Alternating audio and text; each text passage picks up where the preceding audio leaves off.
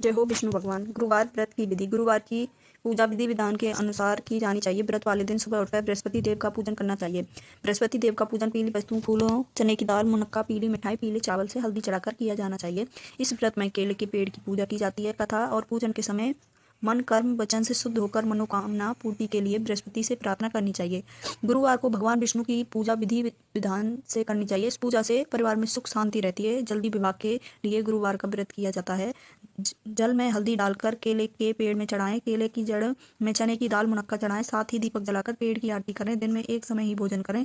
खाने में चने की दाल, पीली चीजें खाएं, नमक ना खाएं। पीले वस्त्र पहने, पीले फलों का इस्तेमाल करें। पूजन के बाद भगवान विष्णु की कहानी सुनें। आइए कहानी सुनते हैं।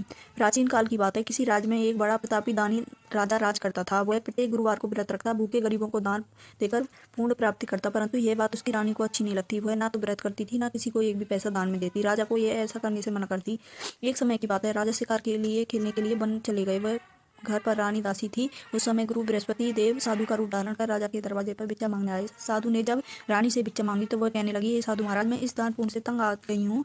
आप कोई ऐसा उपाय बताइए जिसके कारण सारा धन नष्ट हो जाए और मैं आराम से रह सकूं। बृहस्पति देव ने कहा, हे देवी, तुम बड़ी विचित्र हो। संतान धन से कोई दुखी नहीं होता। अगर अधिक धन है तो शुभ कार्यों में लगाओ। कुंवारी कन्या का विवाह कराओ। विद्यालय, बाग, बगीचों का निर्माण कराओ, जिससे तुम्हारे दोनों लोग सुधरें। परंतु साधु की इन बातों से रानी को खुशी नहीं। उसने कहा, मुझे ऐसा धन की आवश्यकता नहीं जिसे मैं दान दूं, जिसे संभालने में मेरा पूरा समय नष्ट हो जाए। तब साधु ने कहा, यदि तुम्हारी ऐसी इच्छा है तो मैं जैसा कहूँ वैसा करना। गुरुवार के दिन तुम घर को गोबर से लीपना, अपने केसों को पीली मिट्टी से धोना, केसों को धोते समय स्नान करना, राजा को हजामत करने को कहना, भोजन में मांस मत खाना, कपड़े धोबी के यहाँ धुलने डालना। इस प्रकार 7 बृहस्पतिवार करने से तुम्हारा सारा धन नष्ट हो जाएगा। ये कहकर साधु रूपी बृहस्पति देव अंतर्धान हो गए। साधु के अनुसार कई बात को पूरा करने के लिए रानी ने को केवल 3 बृहस्पतिवार देते थे। उसकी सारी धन संपत्ति नष्ट हो गई। भोजन के लिए राजा का परिवार तरसने लगा।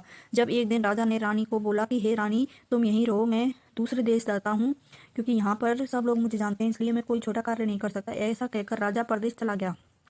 वहाँ वह जंगल से लकड़ी काट कर लाता, शहर में बेचता। इस तरह वह अपना जीवन व्यतीत करने लगा। इधर राजा के परदेश जाते ही रानी दासी दुखी रहने लगी। एक बार जब रानी दासी को 7 दिन भी बिना भोजन करे रहना पड़ा तो रानी ने अपनी दासी से कहा, हे दासी, पास ही नगर में मेरी बहन रहती है, वह बड़ी धनवान है, तू उसके पास जाकर कुछ ले आ ताकि थोड़ा बहुत गुजर बसर हो जाए। दासी रानी की बहन के पास गई। उस दिन गुरुवार का व्रत था। रानी की बहन उस समय बृहस्पतिवार व्रत की कथा सुन रही थी। दासी ने रानी की बहन को अपनी रानी के संदेश दिया, लेकिन रानी की बड़ी बहन ने कोई उत्तर नहीं दिया। जब दासी को रानी की बहन से कोई उत्तर नहीं मिला तो वह बहुत दुखी हुई और क्रोध भी आया। दासी ने वापस आकर रानी को सारी बात बता दी। सुनकर रानी ने अपने भाग को कोसा। उधर रानी की बहन ने सोचा कि मेरी बहन की दासी आई थी, परंतु उससे कोई कुछ उससे नहीं बोला, जिससे वह दुखी होकर चली गई। कथा सुनकर पूजन समाप्त करके वह अपनी बहन के घर आई और कहने लगी, हे बहन, मैं बृहस्पतिवार का व्रत कर रही थी। तुम्हारी दासी मेरे घर आई हुई थी, परंतु जब तक कथा होती है ना तो उठते हैं और ना ही बोलते हैं, इसलिए मैं नहीं बोली। कहो दासी क्यों गई थी? रानी बोली, बहन, तुमसे क्या छुपाऊं, हमारे घर में खाने तक को अनाज नहीं है। ऐसा कहते कहते रानी की आंखें भर आईं। उसने दासी समेत पिछले 7 दिन में भूखा रहने तक की बात अपनी बहन को विस्तार पूर्वक सुना दी। रानी की बहन बोली, देखो बहन, भगवान विष्णु बृहस्पति देव सबकी मनोकामना पूर्ण करते हैं। देखो, शायद तुम्हारे घर में अनाज रखा हो।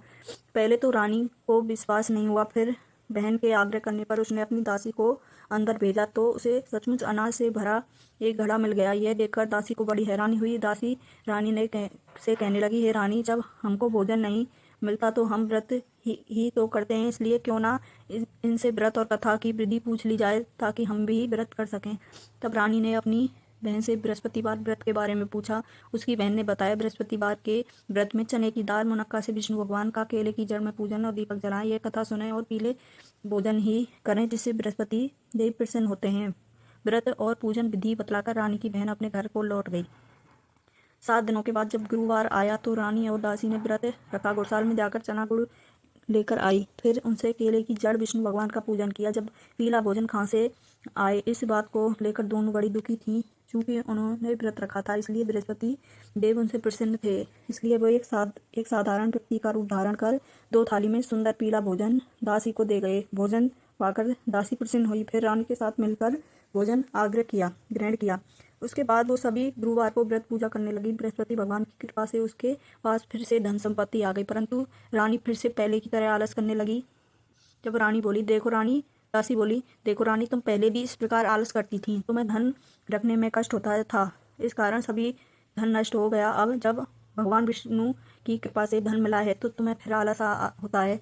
रानी को समझाते हुए दासी कहती है कि बड़ी मुसीबतों के बाद हमने यह धन पाया, इसलिए हम दान पूर्ण करना चाहिए। दोनों भूखे मनुष्यों को भोजन कराना चाहिए और धन को शुभ कार्यों में खर्च करना चाहिए, जिससे तुम्हारे कुल का यश बढ़े, स्वर्ग की प्राप्ति होगी और पितृ प्रसन्न होंगे। दासी की बात मानकर रानी अपना धन शुभ कार्यों में खर्च करने लगी, जिससे पूरे नगर में उसका यश फैलने लगा। बृहस्पतिवार व्रत कथा के बाद श्रद्धा के साथ आरती की जानी चाहिए, उसके बाद प्रसाद बांटकर उसे ग्रहण करना चाहिए। जय हो विष्णु भगवान, सबकी मनोकामना पूर्ण करना। प्लीज़ लाइक सब्सक्राइब करें यूट्यूब चैनल को, प्लीज़ सपोर्ट मी।